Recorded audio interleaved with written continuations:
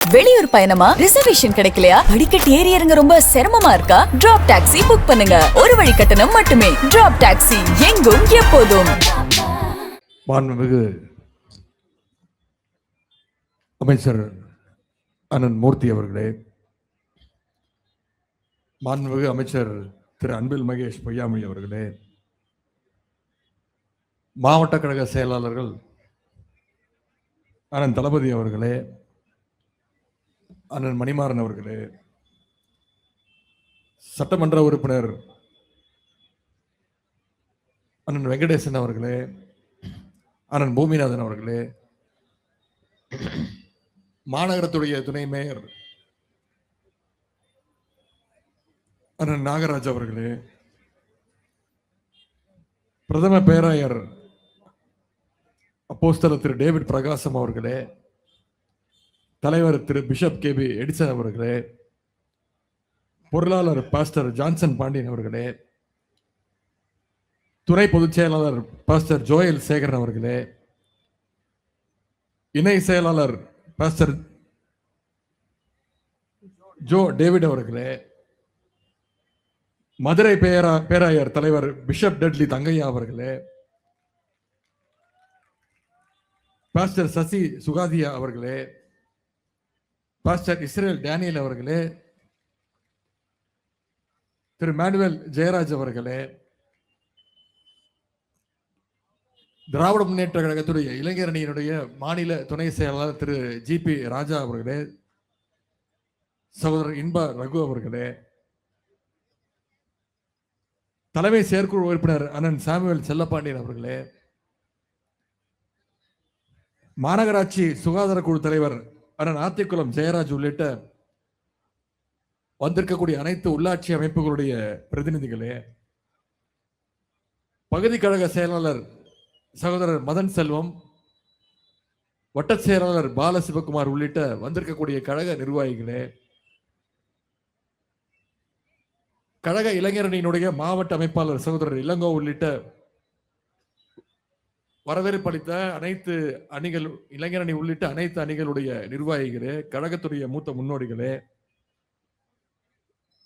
இங்கே பெருந்திரளாக கூடியிருக்கக்கூடிய பல்வேறு பெந்தகோஸ்தே சபைகளைச் சேர்ந்த என் அருமை கிறிஸ்தவ பெருமக்களே, உங்க அனைவருக்கும் முதல்ல என்னுடைய மாலை வணக்கத்தை தெரிவித்துக் கொள்கின்றேன்.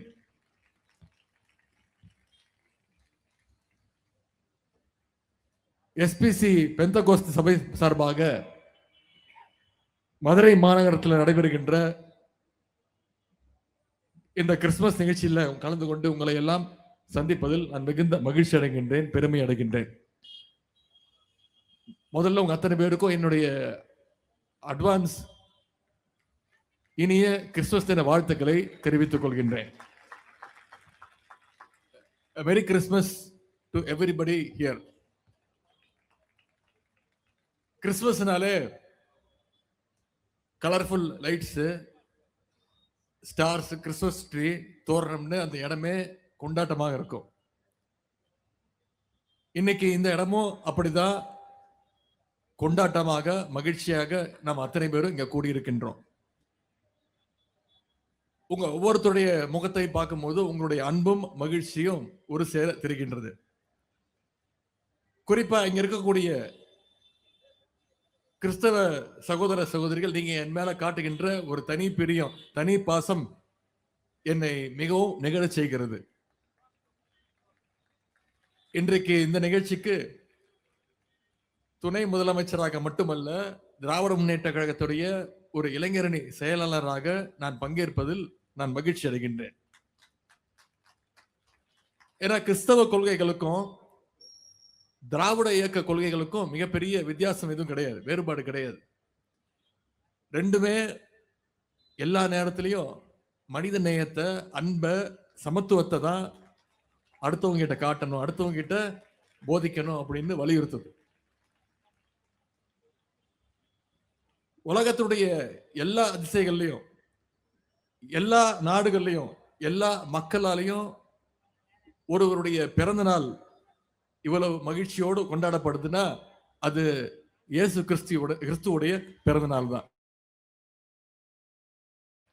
அதை விட முக்கியம் அவரை பிறந்தநாள் மட்டும் கொண்டாடினா போதுமா? அதை விட முக்கியம் அவருடைய கருத்துக்களையும் நாம பின்பற்றணும் அப்படிங்கிறது மிக மிக முக்கியம். ஏன்னா இயேசுவோட வாழ்க்கையில மிக மிக முக்கியம் அவருடைய எளிமை. அதற்கு எடுத்துக்காட்டு அவர் பிறந்ததே ஒரு சாதாரண ஒரு மாட்டு தொழுவத்துல தான். மக்களுக்கான தலைவர்கள் எப்போதும் அரண்மனை தான் இருப்பாங்க அப்படிங்கிற அந்த கருத்தை தன்னுடைய பிறப்பால உடைச்சவர் தான் திரு இயேசு அவர்கள். சாதாரண பின்புலத்திலிருந்து வந்தவர்களால கூட மக்கள் தலைவர்களாக உயர முடியுங்கிறத நிரூபித்து காட்டிய இயக்கம் கிறிஸ்துவை போல இயேசுவை போல நம்முடைய திராவிட முன்னேற்ற கழகம், திராவிட இயக்கம். அதற்கு எடுத்துக்காட்டு தந்தை பெரியார், பேரறிஞர் அண்ணா, நம்ம டாக்டர் கலைஞர்னு எந்த தலைவர் எடுத்து பார்த்தீங்கன்னாலும் அவங்க எல்லாம் மக்களோடு மக்களாக வளர்ந்தவர்களா இருப்பாங்க. அதே மாதிரி மற்றவர்கள் மேல இரக்கம் காட்டணுங்கிறது சாதாரணமா எல்லாருக்கும் இருக்க வேண்டிய மனித குணம்னு கிறிஸ்தவம் எல்லாருக்கும் சொல்லுது. அதைத்தான் நம்முடைய திராவிட இயக்கமும் தொடர்ந்து வலியுறுத்தி வருது. ஆனா இப்ப பாத்தீங்கன்னா ஒன்றியத்தில் இருக்கக்கூடிய நாட்டை ஆள்றவங்களுக்கு இரக்க உணர்வுக்கு பதிலா வெறுப்பு உணர்வு தான் அதிகமா இருக்கு. குறிப்பா தமிழ்நாடு மேலேயும் தமிழ்நாட்டு மக்கள் மீது. இயேசு பிறந்த காலகட்டத்தில் ஆட்சி செய்த ஒரு மன்னன், அந்த மன்னனுக்கு சுத்தமா இரக்கமே கிடையாது. இயேசு பிறந்த செய்தியை அந்த மன்னன்ட்ட போய் சொல்றாங்க. இந்த நாட்டில் ஒரு குழந்தை பிறந்திருக்கு, அந்த குழந்தை எதிர்காலத்துல மனித குலத்துக்கே வழிகாட்டியாகவும் தலைவனாகவும் உயர போறான் அப்படின்னு அந்த மன்னன்ட்ட போய் சொல்றாங்க இயேசு பிறந்த செய்திய. அந்த செய்தி கேட்ட மன்ன மகிழ்ச்சி அடையாம பொறாமப்பட்டான். எங்க அந்த குழந்தையினால தன்னுடைய ஆட்சிக்கும் அதிகாரத்துக்கும் ஆபத்து வந்துருமோன்னு பயந்தான் அந்த மன்னன். உடனே அந்த நாட்டுல பிறந்த 2 வயதுக்கு உட்பட்ட எல்லா குழந்தைகளையும் கொல்ல உத்தரவிட்டான் அந்த மன்னன். தன்னுடைய ஆட்சி அதிகாரத்தை காப்பாத்திக்க எந்த எல்லைக்கும் போகக்கூடியவனா அந்த மன்னன் இருந்தான். அந்த மன்னனுக்கு இருந்த பயம் மாதிரி இன்னைக்கு இந்திய ஒன்றியத்தை ஆண்டு கொண்டிருக்கக்கூடிய ஆட்சியாளர்களுக்கு நம்முடைய தமிழ்நாடு மேலேயும் தமிழ்நாட்டு மக்கள் மேலேயும் ஒரு பயம் இருக்கு. எங்க எல்லா மக்களும் ஒன்னா சேர்ந்துருவாங்களோ, அதனால தங்களுடைய அதிகாரம்லாம் பறி போயிடுமோன்னு ஒன்றிய அரசுக்கு நம்முடைய தமிழ்நாடு மீது பயம். மதம், மொழி, சாதியின் பேரால வெறுப்புணர்வை வேணும்னு பரப்புறாங்க. நான் இங்க மதுரையிலிருந்து உங்க முன்னிலையில நான் உறுதியா சொல்றேன், அவங்களுடைய எவ்வளவு முயற்சி பண்ணாலும் நிச்சயமா தமிழ்நாட்டுக்குள்ள அவங்களுடைய பிரித்தாளரை சூழ்ச்சி எந்த நாள்லயும் வெற்றி பெறாது. தமிழ்நாட்டு மக்கள் அனுமதிக்கவே மாட்டாங்க. ஏன்னா தமிழ்நாடு எப்பொழுதுமே ஒரு தனித்துவமான மாநிலம். மக்கள் மத்தியில பிரிவினையை ஏற்படுத்தி, பிரிவினையை தூண்டி, கலவரத்தை ஏற்படுத்தி, அந்த கலவரத்துல எப்படியாவது குளிர்காயலாம்னு நினைக்கின்ற பாசிஸ்டுகளுடைய நினைப்பு நிச்சயம் தமிழ்நாட்டு மக்களால் வீழ்த்தப்படும். நிச்சயம் மக்களே ஒண்ணு சேர்ந்து வீழ்த்துவாங்க.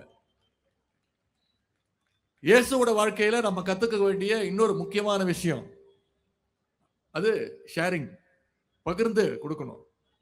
நம்மகிட்ட என்ன இருக்கோ அதை மற்றவங்களுக்கு உடனே பகிர்ந்துக்கணும்.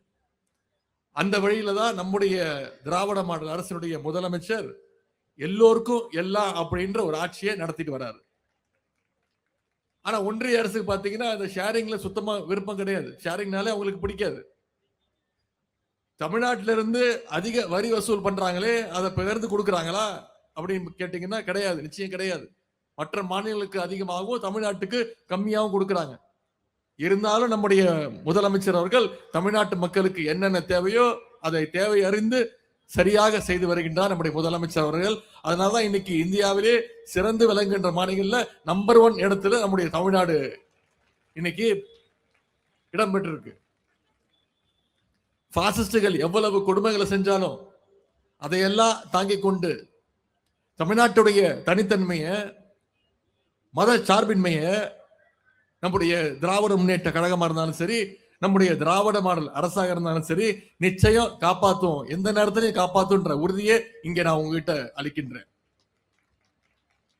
சிறுபான்மை மக்களுக்கும் கழகத்திற்குமான பந்தம் இன்னைக்கு நேற்று உருவான பந்தம் கிடையாது. நமக்குள்ள இருக்கக்கூடிய உறவு கொள்கை உறவு. அதை எப்படிப்பட்டவங்க யார் திராவிட முன்னேற்ற கழகம் கிறிஸ்தவ மக்களுக்கும் இஸ்லாமியர்களுக்கு உட்பட்ட அனைத்து சிறுபான்மையின் மக்களுக்கும் என்னைக்குமே ஒரு பாதுகாப்பு அரணாக தான் திகழ்ந்திருக்கு.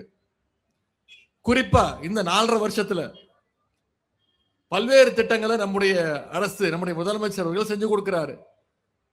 கிறிஸ்தவர் உட்பட சிறுபான்மையின மாணவர்கள் 1 லட்சம் பேருக்கு கடந்த 4.5 வருஷத்துல மட்டும் மொத்தம் 7 கோடி ரூபாய் அளவிற்கு கல்வி உதவித்தொகை மட்டும் வழங்கப்பட்டிருக்கு. கிறிஸ்தவ தேவாலயங்கள்ல பணிபுரிகின்ற பணியாளர்கள் அவங்களுடைய நலவாரிய உறுப்பினர்களுக்கான ஓய்வூதிய தொகை ஆண்டுக்கு 12,000 இருந்தது. இன்னைக்கு நம்முடைய முதலமைச்சர் அதை உயர்த்தி 15,000 உயர்த்தி கொடுத்திருக்கிறார் முதலமைச்சர் அவர்கள். அதே போல வாரிய உறுப்பினர்கள் இயற்கை மரணம் அடைஞ்சா அவங்களுடைய குடும்பத்திற்கு வழங்கப்பட்ட உதவித்தொகை 20,000 இருந்தது. உங்களுடைய கோரிக்கை ஏற்று இன்னைக்கு முதலமைச்சர் அவர்கள் அதை 30,000 உயர்த்தி கொடுத்திருக்கிறார். அதே மாதிரி வாரிய உறுப்பினருடைய குடும்பத்தைச் சேர்ந்த மாணவ மாணவியருக்கு கல்வி உதவி தொகையாக மாதம் 1000 ரூபாய் வழங்கப்படுகிறது. கிறிஸ்தவ கல்வி நிலையங்கள் உட்பட அனைத்து சிறுபான்மையினர் கல்வி நிலையங்களுக்கும் நிரந்தர அங்கீகாரம், அந்த கோரிக்கையும் நிறைவேற்றப்பட்டிருக்கிறது. கிறிஸ்தவ மக்கள் ஜெருசலம் செல்வதற்கு, இந்த புனித பயணம் மேற்கொள்வதற்கு மானியமாக 37,000 ரூபாய் வழங்கப்படுகிறது. அதே போல கன்னியாஸ்திரிகளுக்கு ரூபாய் 60,000 வழங்கப்பட்டு வருகிறது. நம்முடைய அரசுல சுமார் 3 கோடி மதிப்பீட்டில் 44 தேவாலயங்கள் இன்றைக்கு புனரமைக்கப்பட்டு வருகின்றன.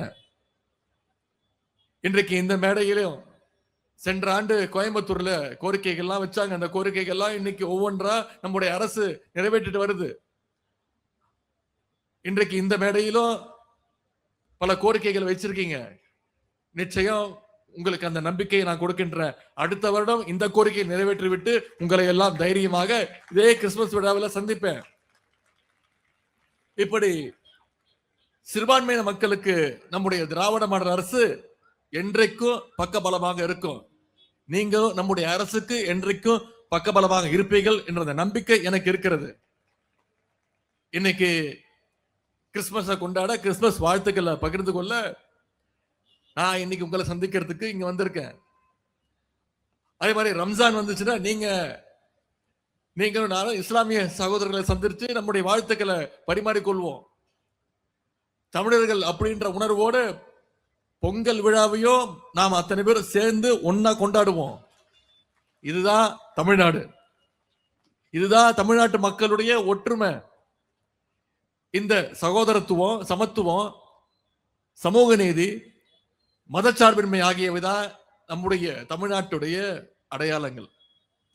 ஆகவே வந்திருக்கக்கூடிய கிறிஸ்தவ பெருமக்கள், உங்களை எல்லாம் நான் கேட்டுக்கொள்வது, வெறுப்பு பிரச்சாரங்களை புறந்தள்ளி பொய் பிரச்சாரங்களை தவிர்த்து பிளவு வாதங்களை எல்லாம் ஒதுக்கி வச்சுட்டு நம்முடைய தமிழ் மக்கள் நாம் அத்தனை பேரும் ஒரே அணியில நாம் திரள வேண்டும். 2026 சட்டமன்ற தேர்தலில் சிறுபான்மையினர் விரோத பாசிஸ்டுகளையும் அவர்களுடைய அடிமைகளையும் ஒரே நேரத்தில் வீழ்த்தி இந்த கிறிஸ்துமஸ் விழாவில் நாம் அத்தனை பேரும் இந்த நேரத்தில் அந்த உறுதி ஏற்போம் என்று கூறிக்கொண்டு அனைவருக்கும் மீண்டும் என்னுடைய இனிய கிறிஸ்துமஸ் வாழ்த்துக்களை தெரிவித்து விடைபெறுகின்றேன். நன்றி, வணக்கம்.